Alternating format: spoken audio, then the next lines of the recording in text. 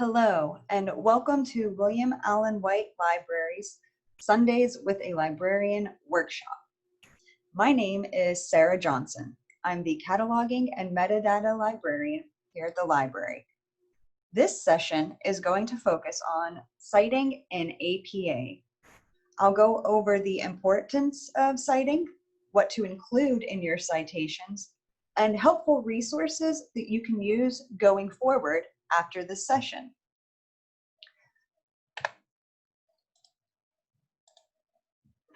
Why cite? It's important to cite to give credit to others as you are creating your own original work.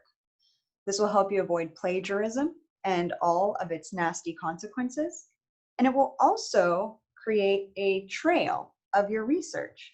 You can use this to show that you've researched your topic thoroughly and are contributing to a scholarly conversation. APA style was designed for scientific research, while MLA, another form of citation that you might be used to, is primarily designed for humanities disciplines. There is a new edition of APA that was released in 2019.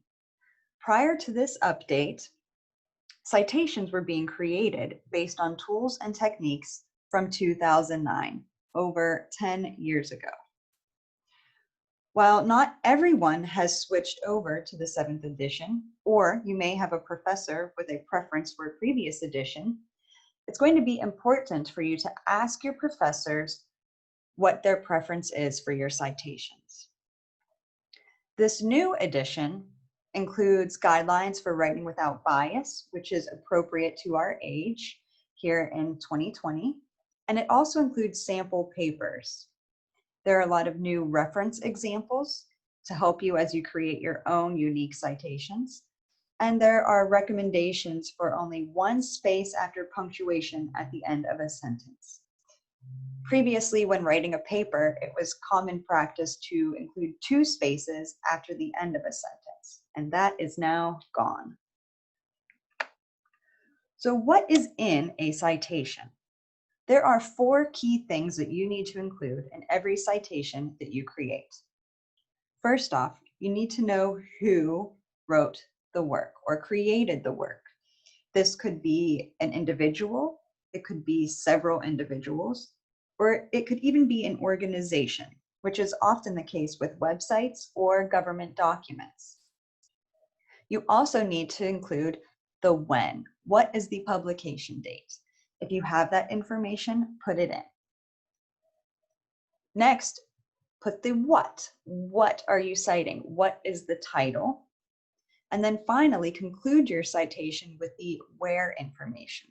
This is the source of your information. For a book, it might include the publisher. For a journal, you'll have the journal name, maybe a volume and issue number, and a page range. And then if you have a website or a DOI associated with your source, you need to include that here as well. Now I've outlined an example citation highlighting each of these individual sections. We have our who's, our authors here, the publication date, the title, and then the source, which is a journal, the Journal of Higher Education. I have the volume number of 75, the page range, and a DOI. Now, as outlined on that last slide, there are 4 different sections in an APA citation: who, when, what, and where. After each section in your citation, use a period. An exception is at the end of your DOI or URL. If you put a period at the end of the link, it can interfere with retrieval. For authors, the APA format is to use the last name, comma, first initial, and if there's a middle initial, you'll include that as well. An example is Johnson, comma, SR. And as I had mentioned, some authors may be organizations. In this case, you'll list the whole name of the organization, being as specific as possible. If the National Institute of Mental Health is part of a greater organization, we're going to use the specific part of that organization. For the 7th edition, in your citations, you can now include up to 20 authors in the citation. This allows for more people to be recognized for their contributions to a work. After the 20th author, if you have maybe 24 authors, you will include the names for the first 20, and then you'll use an ellipsis or a ... to skip to the final author.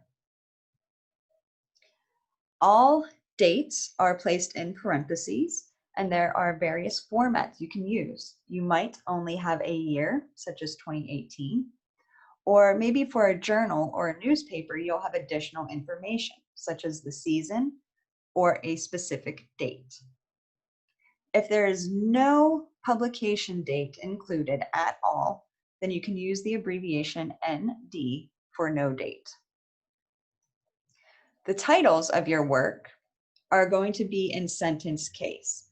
That means only the first word is capitalized, the first word in the subtitle is capitalized, and proper nouns. All other words will remain in lowercase. If you have the DOI or URL, always include that. It will make it much easier for your reader to retrieve any source that you're using. You may be thinking, I have seen citation generators. Why do I have to go through all this work? The truth is, many of these citation generators are only using the metadata that has been stored for that item. These are often incorrectly formatted.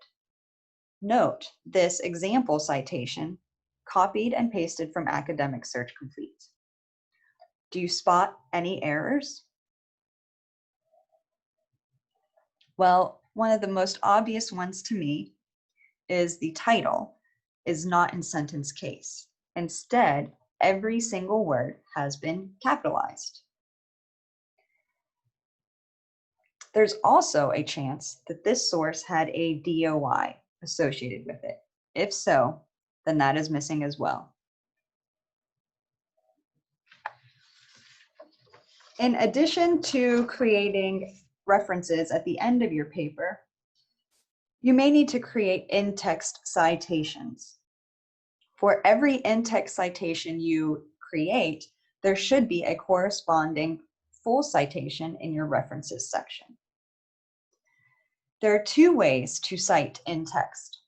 The first one is called a parenthetical citation.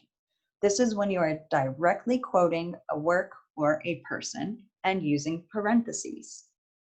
An example, Johnson does in fact love dogs, would be created with the author and the year of publication for that particular source where the quote was retrieved from. And note the period after the citation. Another way to cite in text is to paraphrase a work.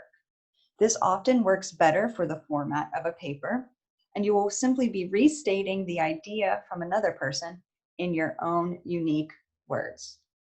This is called a narrative citation. And an example, upon completing his research, Bowen, note the publication date 2020, confirmed the fact that Johnson loves dogs. This is simply recreating that quote from above in a way that is more cohesive with the rest of the paper. There are quite a few sites that can help you if you get stuck. We actually have a print copy of the 7th edition of the APA manual. That's here in the library on the 2nd floor. APA also has created several sites that are very helpful. You can go view new posts on the blog, which often include updates and Q&A sections, or you can just look at the APA style page. The online writing lab by Excelsior is another great stop. In addition to having APA citation styles, they include other styles such as MLA, Chicago, etc. And finally, we have several electronic databases that offer citation tools or cite features. These will translate a resource that you're interested in into an APA citation. However, remember, these citation generators are only as good as the metadata that's been included in that bibliographic record.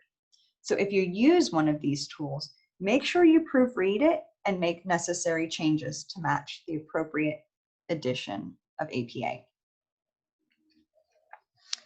One of the library's newest resources is called Academic Writer. This is located on our databases page. You will need to register for a free account, but this will allow you to save your work. Academic Writer has short tutorials where you can learn about citations, research, writing. There's also a reference section that helps you with tools that can help you build and manage your references in APA style. And finally, the Writing Center is a great resource for actually starting a term paper or a research paper, as it provides templates already in APA style.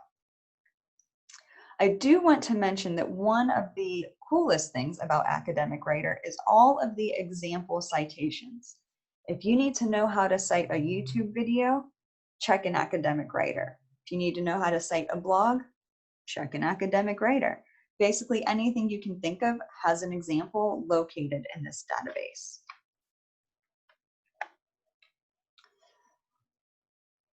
If you struggle to organize your sources, you are not alone. That is why programs such as Zotero and Mendeley exist. You can download either of these programs to your computer. Some of them have apps for your phone, and you can also work on the cloud if you go to zotero.org or mendeley.com. These tools help you save any sources you're interested in reading. You can make notes right in the program on those documents that you're reading, and you can generate citations. So it's a great way to organize all of your research. The programs do interact so that if you edit something in the cloud, you can then make that update on your desktop or on your app. So it's nice that they have that communication feature. We do have a session that was already recorded on the citation managers. So please look back on the university's digital workshop page, and you can view those there. Now, I hope you have learned something useful regarding citing in APA. Please don't hesitate to reach out to me or the library reference desk for additional help. You can reach me at sjohns37@emporia.edu. You can also approach the library reference desk, which is located on the second floor of William Allen White Library. And finally, use our chat feature at emporia.edu/library. You can find a little chat box. Put in your chat. If somebody's logged on, they'll get back to you right away. If somebody is not logged on, then it will go into our email and we can respond to you as soon as somebody's available. So thank you for watching. Please feel free to attend upcoming workshops. They will always premiere live at 7 p.m. on Sundays. Use the link to Hornet Digital events. And coming up, we have next Sunday, October 4th, fake news, real news, all about evaluating your news media sources as we come into this election year.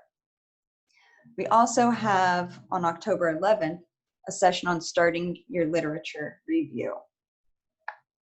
So please share your thoughts. Let us know what you thought about this session.